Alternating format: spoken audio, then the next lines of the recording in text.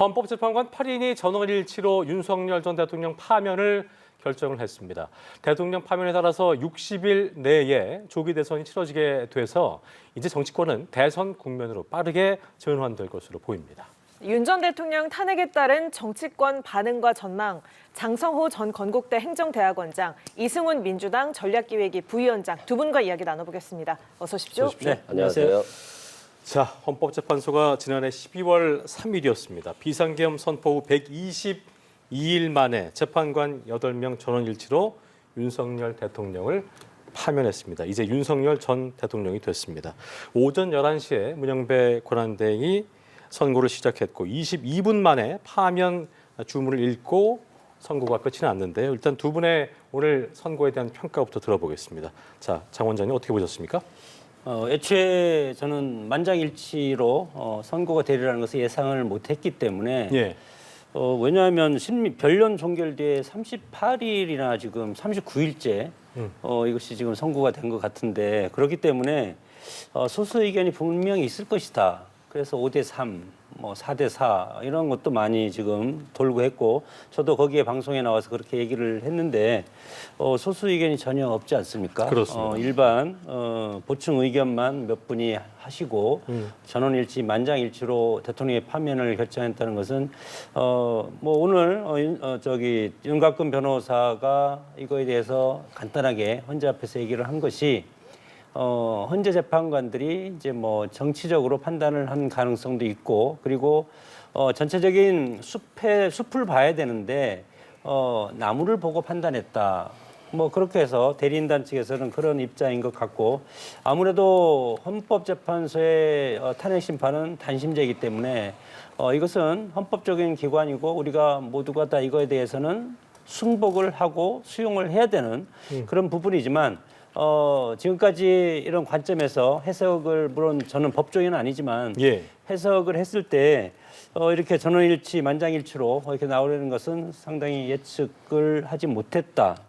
그런 것들이 이제 두 가지라고 그러죠. 오늘 114쪽의 판결문이 나왔는데 첫 번째는 이제 적법 요건과 관련한 다툼이 상당히 이제 치열한 것 같습니다. 그래서 그거에 대해서 먼저 설시를 한 것 같고 그리고 두 번째는 헌법 법률 위반, 삼권 분립의 위반에 대한 취지 이것이 114쪽에 결정문에 나와 있기 때문에 상당히 고민한 흔적은 보인다. 왜냐하면 지금 국민적 갈등, 분열 이런 것들이 상당히 심하지 않습니까? 그래서 헌재 입장에서는 만장일치를 통해서 국민 통합을 꾀하고자 하는 그런 의도가 있지 않았나 그렇게 저는 해석하고 싶습니다. 네, 법조인이시기도 한 이승훈 부위원장은 오늘 선고 어떻게 보셨습니까? 일단 이 자리에 오는 때 자영업자분이 문자를 했더라고요. 뭐라고 했습니까? 우리나라에는 보수가 없는 것 같다. 보수는 법을 잘 지키고 나라를 걱정했는데 지금의 보수는 자영업자가 파산하고 있는데도 법을 오히려 위반하고 있다라고 하는 문자가 왔더라고요. 그만큼 이번 헌법재판소 판결이 당연히 8대 0이어야 되는데 혹시 5대 3인 거 아니야? 라고 하는 걱정을 많이 했잖아요. 그게 결국 보수의 품격이 사라져 버렸기 때문에 자꾸 이상한 소문들만 있었다 이런 생각이 들고요.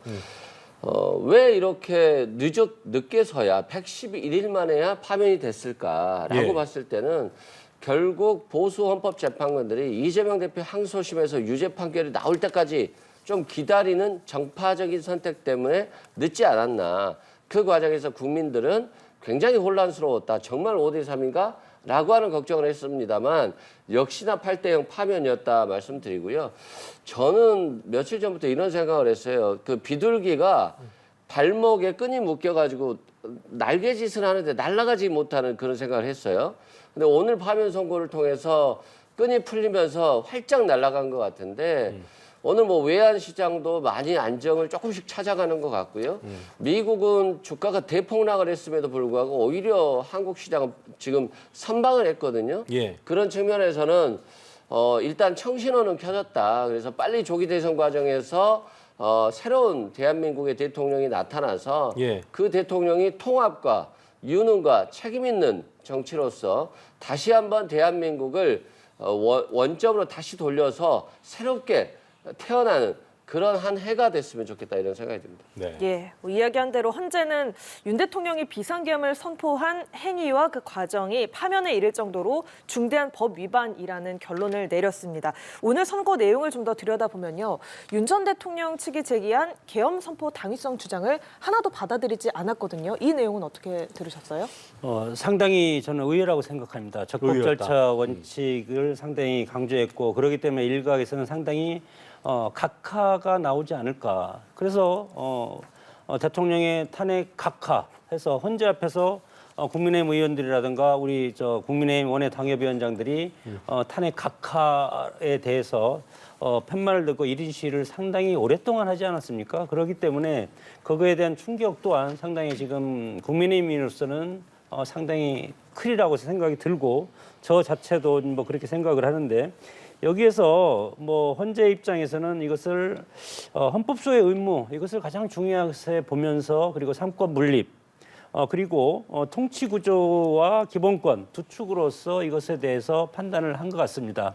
핵심적인 어떤 구체적인 어떤 사항보다도 큰 틀에 있어서 이것이 윤 대통령이 통치 구조를 무시하고 국민의 기본권을 침해했다 이렇게 명시를 하지 않았습니까? 그렇기 예. 때문에 이것이 결국은 중대성으로 인정을 받아서 만장일치 파면 결정이 나온 것이 아닌가 싶은데 예. 우리 국민의힘 입장에서는 이것에 대해서 상당히 애초에 제가 말씀을 드렸듯이 내란죄 처리한 부분이라든가 사법심사 대상 법사위를 거치지 않은 이런 부분 그리고 국회에서 재의결을 했음에도 불구하고 재의결을 하지 않은 이런 절차적 문제, 적법성과 관련된 다툼이 소추인단 의견을 전폭 수용한 것이기 때문에 상당히 아쉬운 그런 부분이지만 일단 헌재에서 이거에 대해서 판단을 한 이상 예. 승복해야 되리라고 생각이 듭니다. 예, 헌재가 이 모든 쟁점에서 윤 전 대통령 주장 받아들이지 않았고 특히 이 계엄 선포 배경은 자의적인 판단이다라고 봤고 또 경고성 계엄이라는 주장도 받아들이지 않았잖아요. 이 내용 어떻게 들으셨어요? 계몽령이 좀 유명해졌는데요.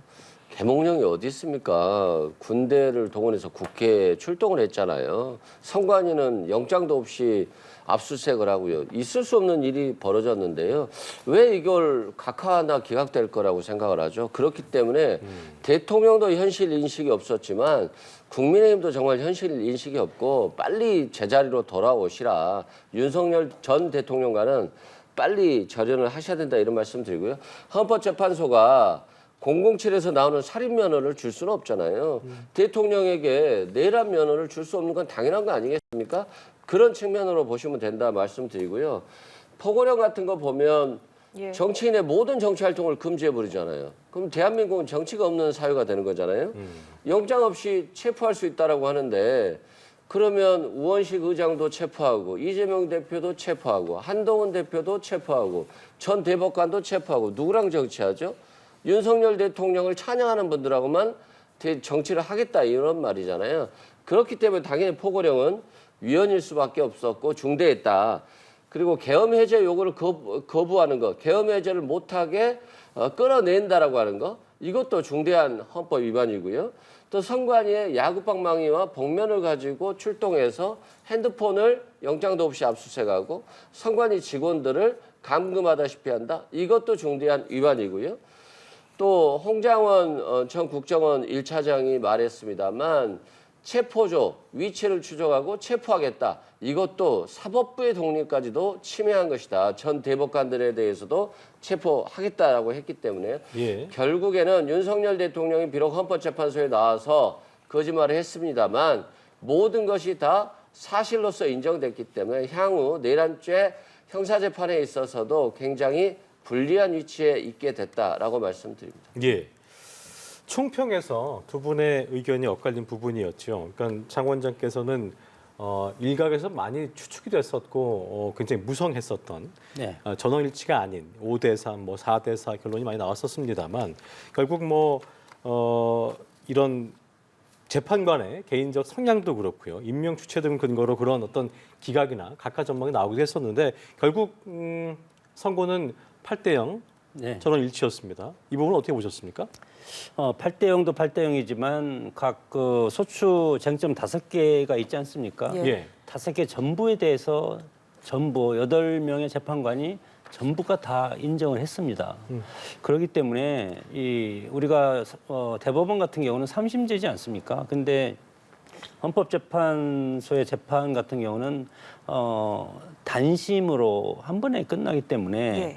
이거에 대한 문제도 있지 않나 생각이 들고 그래서 뭐 이런 뿐만 아니고 우리가 이제 개헌에 대해서 얘기도 이제 뭐 상당히 많이 나오는데 차기 개헌이 있다면 이 헌법재판소 문제도 마찬가지로 지난 87년 체제 때 헌재를 만들었지 않았습니까? 그래서 이것도 외국의 사례 같은 것처럼 법원 조직의 일환으로서 헌법재판소를 넘기고 그리고 거기에서 뭐 어떻게 예를 들어서 탄핵 소추를 받은 어떤 공직자라고 할지라도 직무 수행을 하면서 그리고 탄핵 심판이 결론이 날 때까지는 직무를 할 수 있게 그런 어떤 법적인 어떤 개헌 조항 같은 것들도 우리가 앞으로 만들 필요가 있는 것 같고 예. 대통령을 파면하고 대통령을 구속시키고 이런 것들이 전 세계적으로 유례가 없지 않습니까? 그리고 물론 뭐 대통령이 헌법을 위반해서 파면을 됐다고 그렇게 할 수밖에 없는 상황이지만 그럼에도 불구하고 지난 박근혜 전 대통령 탄핵 이후 8년 만에 예. 보수 대통령 2명이 같이 헌재에서 파면을 당하는 것은 이것은 뭔가 문제가 많다 그렇게 생각이 들고 지금 뭐 우리 헌재 재판을 하면서 11번의 심리 중에서 8번의 윤석열 대통령이 직접 나가서 직접 소명을 했지만 그럼에도 불구하고 결과를 보면은 5개 사항 전부 다 8명의 재판관이 뭐 헌법을 위반했을지라도 이거에 대해서 중대한 위반으로 이렇게 판단을 했기 때문에 그렇습니다. 이거에 대한 아쉬움은 상당히 있고 물론 법은 공평해야 되고 공정해 보여야 되지만 그럼에도 불구하고 뭐 보수층에서 보는 이런 판결에 대해서는 상당히 불만이 많은 것은 사실이라고 생각이 듭니다. 예. 길었던 수기 과정. 물론 이 부위원장께서는 당연히 8대 0을 예상하셨을 거고 계속 그렇게 했던 결과가 나왔다 얘기하셨습니다만 그 길었던 수기 과정은 어떤 걸 좀 의미할까요? 저는 그렇게 생각합니다. 일단은 윤석열 대통령이 구속이 됐잖아요. 예. 임명권자가 구속이 됐다라고 한다면 그 보수성의 헌법재판관들은 좀 마음이 흔들리죠. 그런데 이 흔들리는 정도가 탄핵을 기각시킬 정도냐? 그렇지는 않고 시간을 끌어줄 수 있는 정도의 흔들림이죠. 이재명 대표의 항소심 공직선거법 위반 선고가 3월 26일이었잖아요. 예. 그래서 혹시 3월 26일까지 끄는 거 아니야 했는데 이 과정에서 저는 보수의 헌법재판관들이 굉장히 많은 역할을 했다라고 봅니다. 그걸 통해서 윤석열 대통령은 살리지는 못하지만 예. 그래도 국민의힘 후보가 민주당 후보와 좀 쟁쟁하게 다룰 수 있는 그 구조를 만들고 싶었을 거라고 저는 추측하고 있고요. 그렇기 때문에 시간이 좀 길어졌다. 그런데 탄핵을 기각시킨다는 것을 결정한 다음에 시간을 끈다는 건 불가능하거든요. 그래서 뭐 증거 능력과 관련해서 피의자 신문조서에 대해서 동의하지 않았기 때문에 헌법재판소에서 증거를 쓸 수 없다. 또 내란죄를 소추사유에서 뺐기 때문에 또 이건 각하사유다. 뭐 이런 것들을 주장하면서 시간을 좀 끌었을 것 같고요. 그럼에도 불구하고 이재명 대표에 대한 항소심 선고에서 무죄 판결이 나왔기 때문에 예. 적지 않은 충격을 헌법재판관들도 받았을 것이고 그 결과에 대해서 네, 당연히 국민의힘 의원들도 받았을 것 같고요. 그런 과정 속에서 뭐 더 이상 미룰 수 없다라고 해서 4월 4일을 선택한 건데요. 박지원 원장이 그런 말을 했잖아요. 사자가 너무 많다. 죽을 사자가. 그래서 결국 그 예견대로 뭐 우픈 현실이지만 오늘 탄핵됐다라고 생각됩니다. 네, 탄핵소추 111일 만에 최장 기록 탄핵 심판이 오늘로 마무리가 됐고 윤 전 대통령은 이제 형사 재판 대비에 들어갈 텐데요. 내란 우두머리 혐의 외에 직권남용 혐의로 추가 기소될 가능성 어느 정도 있다고 보십니까? 그것은 이제 뭐 수사기관인 뭐 검찰과 경찰에서 이제 판단을 할 문제지만 예. 헌재에서 대통령 신분을 유지했을 때랑 지금은 이제 전 대통령으로 신분이 바뀌지 않았습니까? 예. 그래서 자연인 신분이기 때문에 아무래도 현직 대통령 신분, 물론 직무정지가 된 상태였지만 현직 대통령 신분일 때보다는 홀가분하게 이거에 대해서 광범위하게 뭐 기소라든가 뭐 내란죄 형사재판에 추가 기소하든가 이런 것을 할 가능성은 상당히 크다고 생각이 듭니다. 예. 네. 윤 전 대통령이 오늘부로 신분이 바뀌면서 형사상 불소추 특권이 사라졌습니다. 이제 형사재판이 속도를 낼 텐데요. 구속영장 재청구될 가능성 얼마나 보십니까? 일단 내란죄 부분 관련해서 구속이 취소됐잖아요. 예. 예. 다시 영장을 청구하기는 쉽지 않을 것이다. 다만 명태균 의혹과 관련해서 뭐 정치자금법 위반이라든가 공천 개입과 관련한 직권남용이라든가 또 뭐 명태균 게이트 관련해서 핸드폰이 압수됐기 때문에 굉장히 많은 범죄 사실들이 나올 것 같은데 문제는 이걸 수사를 신속하게 할 것 같지는 않아요. 이 수사가 신속하게 된다라고 한다면 예. 사실상 국민의힘 후보들이 많이 명태균 씨와 연관됐다라는 얘기가 있기 때문에 그래서 수사가 신속하게 될 경우에는 국민의힘 후보에게 불리할 수 있거든요. 근데 검찰총장이 얼마 전에 구속 취소에 대해서 즉시 항고를 포기하면서 윤석열 대통령이 바로 나오지 않았습니까? 이걸 굉장히 국민들이 용납하지 못했고 그래서 탄핵에 대한 찬성 의견이 굉장히 높아졌거든요. 지지율이. 그런 측면에서는 검찰총장이 아무래도 윤석열 대통령 임명권자에 대해서 아직도 뭔가 관계가 있다라고 보고 있고 비화폰으로 검찰과 또 김용현 전 장관이 통화를 했다는 의혹에 대해서도 압수수색을 계속 거부하면서 김용현 그 경호처장에 대해서도 영장을 청구하지 않았었잖아요. 3번이나. 그런 측면에서는 수사는 아마도 차기 대통령이 당선된 이후에 본격적으로 시작될 것 같다 이런 생각이 듭니다. 알겠습니다. 자, 저희가 앞서 뭐 취재 기자의 리포트로도 만나봤습니다만 윤 전 대통령 네. 파면된 대리인단을 통해서 기대에 부응하지 못해서 너무나 안타깝고 죄송하다 입장을 밝혔습니다. 오후에 국민의힘 지도부와 한남동 관저에서 만나서 대선 승리를 바란다는 말도 전했는데요. 어떻게 좀 들으셨습니까? 그 애초에 이제 검찰총장 출신으로서 정치를 처음 입문한 그런 현직 대통령이지 않았습니까? 그렇기 때문에 1호 당원으로서 대통령에 당선돼서 임기를 다 채우고 집권 여당 보수 정당을 성공하기 위한 그런 기반을 마련하고 그리고 나서 정권 재창출까지 해야 됐음에도 불구하고 임기 반을 못 채운 그러지 않았습니까? 그렇기 때문에 그거에 대해서 아쉬운 소외 그리고 미안함. 예. 미안함이라는 것은 뭐 개인적인 뭐 당원들도 있고 그리고 당 대표 지도부도 있고 국민들도 있고 그런 것을 어찌 다 뭐 설명할 수가 있겠습니까?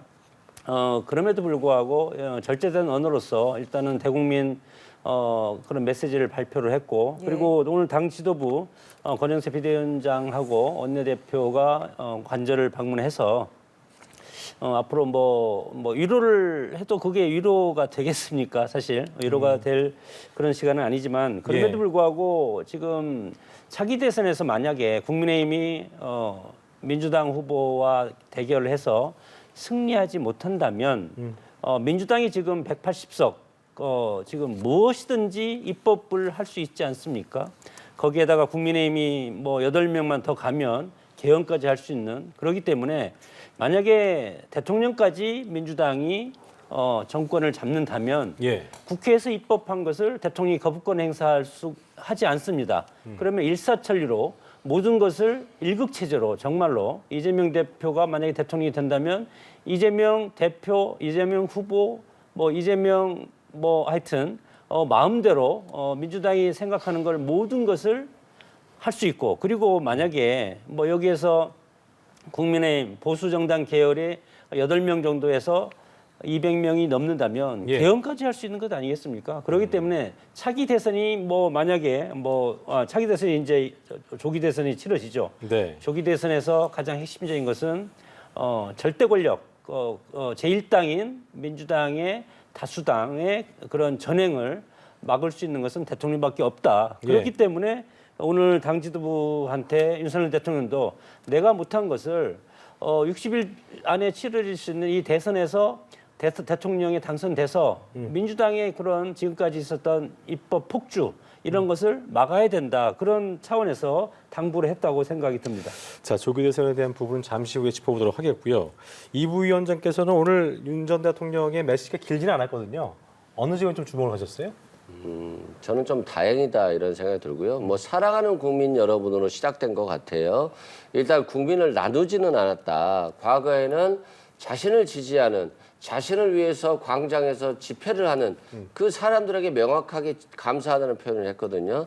근데 첫 문장이 사랑하는 국민 여러분이어서 그나마 다행이고 예. 마지막 문장이 기도하겠습니다라고 끝났던 것 같아요. 대한민국의 미래를 위해서 좀 기도하는 심정으로 이제는 좀 역사의 한 뒤안길에서 좀 기도하는 모습으로 대한민국의 미래를 좀 바라봤으면 좋겠다. 본인이 직접 혹시 광장에 뛰어나와서 마이크를 잡고 누군가를 지지하는 모습들은 결국 윤석열 대통령 집권 3년 동안 굉장히 갈등이 깊어졌고 특히 이 계엄 과정에서 상처가 깊어졌거든요. 이 상처를 아무는 데는 상당한 시간이 걸릴 건데 대통령이 이 상처가 더 커지는 역할을 하지는 않았으면 좋겠고요. 그런 측면에서 오늘 윤석열 전 대통령의 어떤 메시지는 그래도 다행이었다라고 생각됩니다. 예. 네, 이 대통령 파면 선고에 대한 정치권 반응을 살펴보도록 하겠습니다. 네. 자, 먼저 국민의힘 앞서 잠시 언급을 해주셨습니다만 헌재 결정을 겸허히 수용한다라면서 대국민 사과를 냈고요. 그리고 또 권성동 원내대표가 2달 후 대선을 언급을 했거든요. 이 앞전에는 좀 언급을 하지 않았었는데 언급을 했어요. 이번 입장 어떻게 들으셨어요? 지난번까지는 뭐 여론적 추이도 그렇고 대통령이 방어할 수 있다, 기각각하가 가능하다.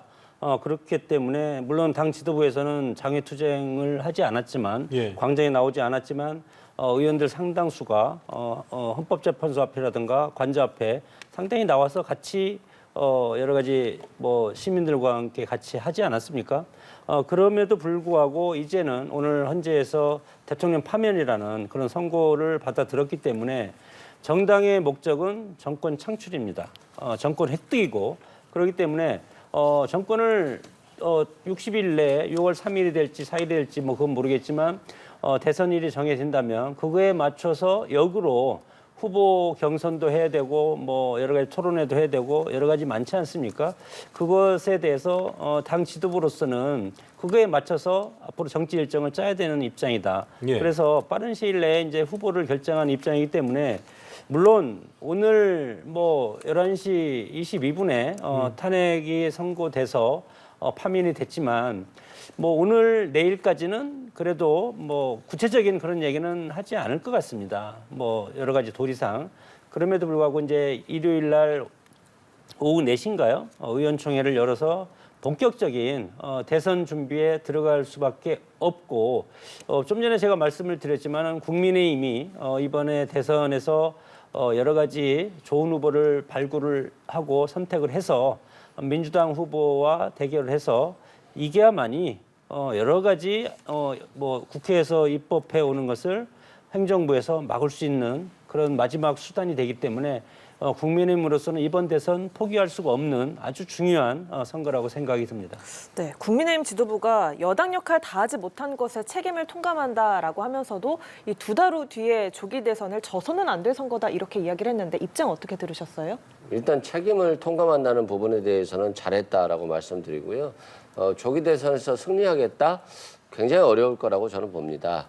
왜냐하면 윤석열 정부 집권 3년 동안 너무나도 무능한 모습을 보여줬어요. 국민들이 3년 동안 뭘 했는지 기억나는 것이 없다. 기억이라고 한다면 의료대란, 일본 셔틀 외교를 복원해서 일본에게 역사적인 퍼주기를 한 거, 이런 것들. 그리고 자신의 부하들은 지금 수많은 별들이 감옥에 있는데 자신은 구속 취소돼서 유일하게 나와 있다. 굉장히 무책임해 보이거든요. 그리고 갈등 관계를 너무 확장시켰다. 반국가 세력이다. 상대방을.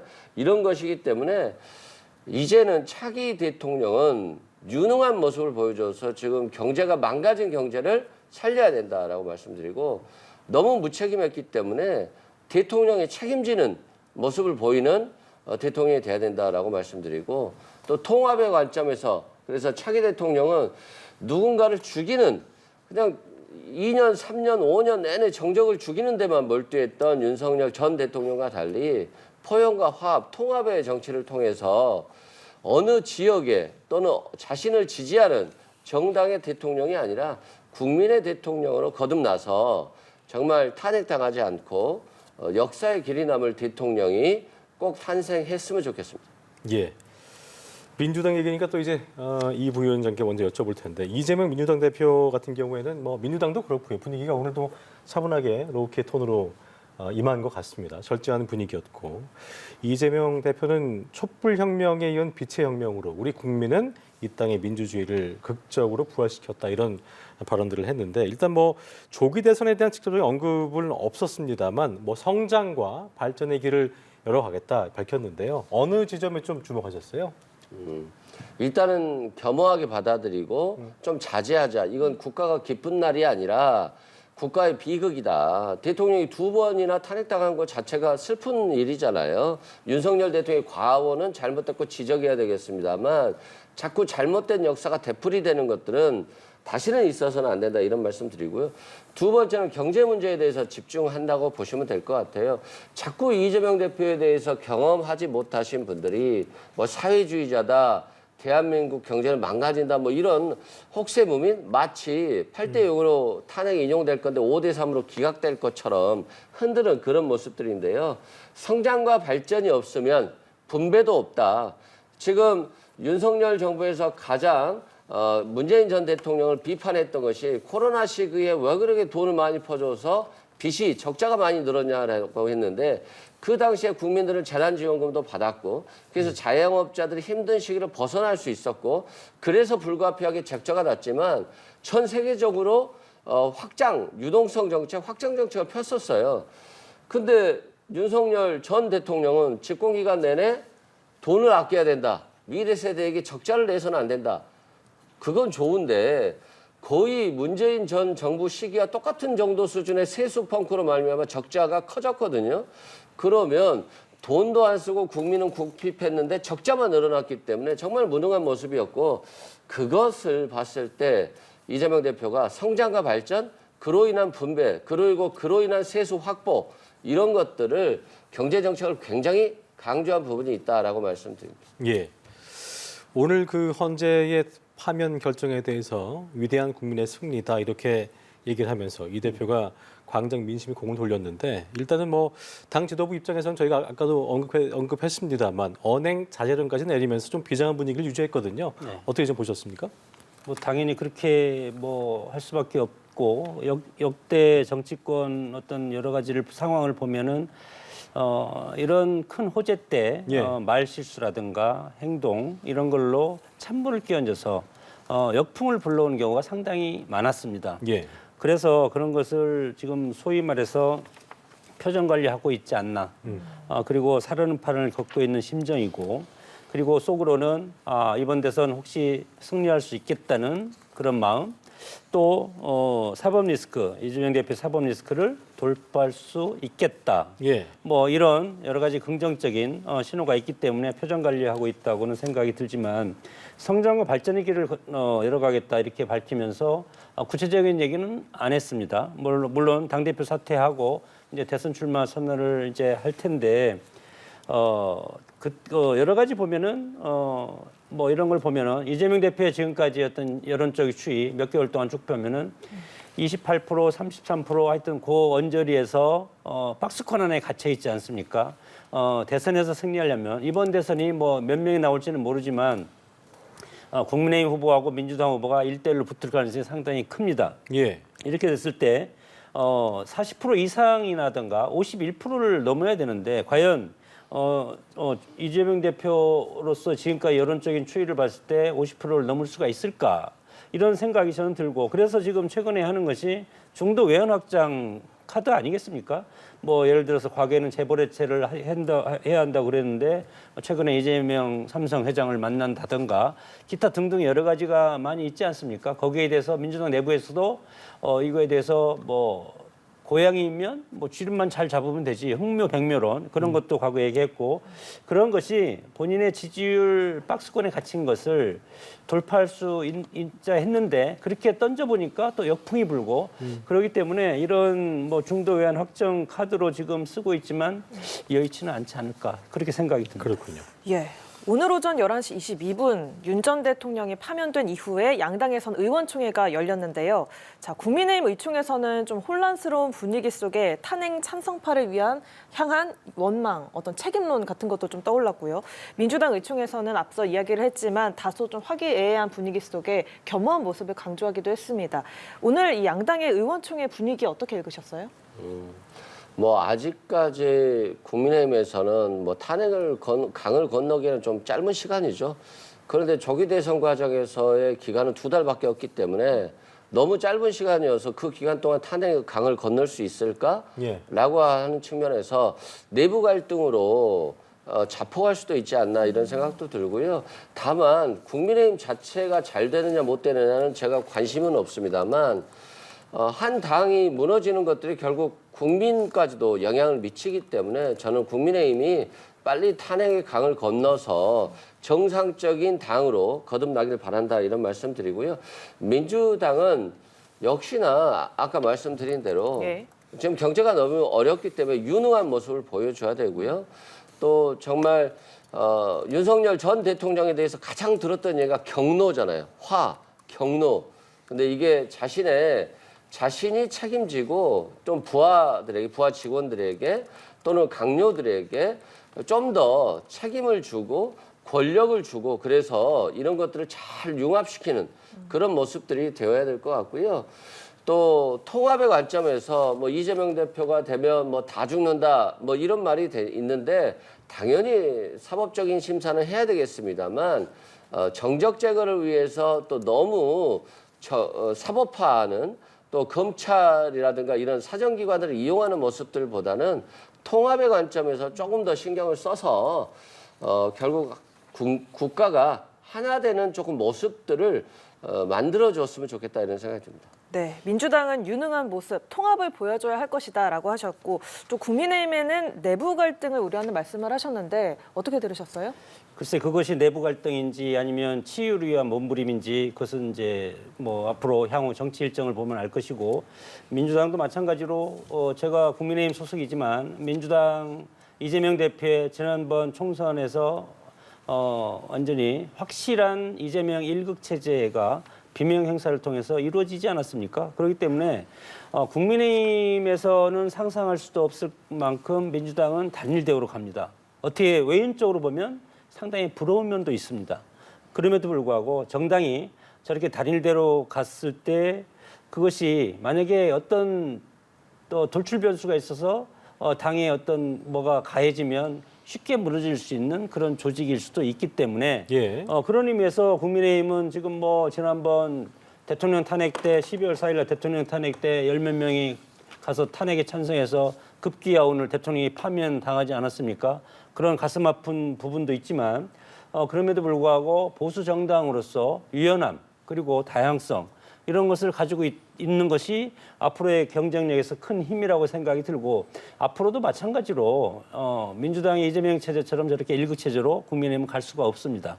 그래서 다양한 당내 혼란으로 비칠 수 있는 다양한 백가쟁명식의 해법 이런 것이 있기 때문에 그것을 외부에서 봤을 때는 혼란스럽다. 그렇게 볼 수도 있겠지만 오히려 그런 것이 장기적으로 봤을 때는 민주정당으로서 경쟁력이 있는 그런 정당으로서 다시 태어날 수 있는 그런 계기가 될 수 있기 때문에 저는 저런 부분이 뭐 그렇게 큰 걱정은 하지 않아도 결국은 어떤 이벤트나 정당이라는 것은 선거를 위해서 지금 존재하는 것 아니겠습니까? 국민한테 선택받기 위해서.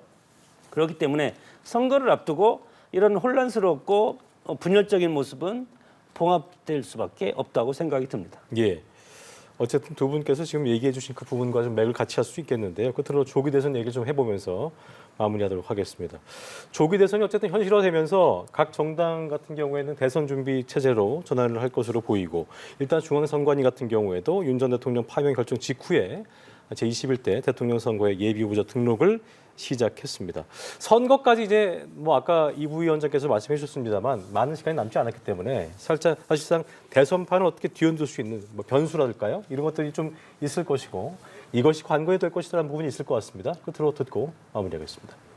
저는 실은 영남권이 이재명 대표를 전혀 지지하지 않는다라고 한다면 좀 박스권에 갇혔다는 얘기를 많이 했잖아요. 그런 것 때문에 위기가 한 번 정도 찾아올 수도 있겠다 이런 생각을 했는데 예. 이번에 4.2 재보궐선거 때 부산 교육감과 그리고 거제 시장에 있어서 과반수를 넘어서 득표를 하고 그랬었죠. 승리를 했거든요. 그래서 1대 4가 4대 1로 됐고요. 또 대구 경북 지역에서만 지고 충남에서도 수도권에서도 부산에서도 이겼거든요.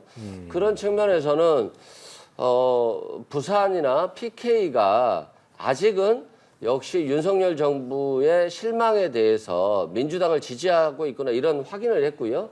그리고 영남 자민련이라고 비판을 많이 받았는데 이게 지금 경북 자민련으로 지금 바뀌고 있는 형국이구나 이런 생각을 했어요. 그래서 민주당이 남은 대선 기간 동안 영남 지역의 민심까지도 아우를 수 있는, 그래서 제가 아까 말했듯이 뭔가 정치 보복보다는 통합의 프레임을 가지고 이재명 대표가 가져가야 된다. 이것들이 마지막 남은 약간의 변수, 좀 걱정되는 부분을 해소해주는 부분이라고 생각되고요. 예. 그걸 하신다라고 한다면 당연히 지금 공고해진 중도층이 더 공고해지고 이재명 대표가 중도 보수라는 발언을 했듯이 건전한 보수까지도 민주당이 흡수할 수 있는 그야말로 전국 정당이 된다라고 말씀드립니다. 이부 위원장께서는 4.2 재보선의 결과를 대선의 어떤 가늠자로 보면서 네. 평론을 해주셨는데 네. 남은 60일입니다. 어떤 부분에 좀 집중할 거라고 보십니까? 뭐 대선에서 출마하면 후보가 당선되는 것이 정당의 목적이 아니겠습니까? 정권 창출이 정당의 본래적인 목적이고 그렇기 때문에 대선에서 이길 수 있는 후보를 내는 게 상당히 중요하다고 보는데 국민의 입장에서 보면은 이번 대선에서는 충청표를 장악하는 충청표를 더 많이 가져오는 팀이 당당히 승리할 가능성이 상당히 크다. 예. 지난 대선에 박근혜 전 대통령 탄핵 때도 마찬가지로 분열되지 않았으면 보수가 이기지 않았습니까? 문재인 전 대통령에 대해서. 네. 그렇기 때문에 이번에는 분열이 안 되는 것이 가장 지난번 박근혜 전 대통령 때 분열돼서 대선을 치른 경험이 있기 때문에 보수 정당 계열 입장에서는 단일 후보로 분열되지 않는 것이 가장 중요하고 그런 차원에서 호남과 수도권을 빼고 나머지 충청표심을 어느 당이 가져오냐 그거에 따라서 국민의힘이 충청표심에서 강하면 승리할 수 있다고 보는데 그러면 충청 후보가 뭐 나오는 것이 좋지 않을까 그런 이제 생각도 개인적으로는 하고 있고 그리고 보수 정당이라는 것이 여러 가지 성장과 분배 중에서 성장을 위주로 하는 거지만 그럼에도 불구하고 후보 자체는 노동자, 농민, 서민 출신들 중에서도 발탁하는 것이 후보의 어떤 캐릭터, 자격적인 측면에서는 중요하다고 생각이 드는데 예. 민주당 같은 경우는 가장 지금 그 이재명 대표가 사법 리스크가 있지 않습니까? 윤석열 대통령에 대한 국민적 관심은 일단 헌법재판소에서 판면이 됐기 때문에 국민적 관심은 이제는 중도층이죠. 특히 중도층 관심은 이재명 대표의 사법 리스크에 꽂혀 있습니다.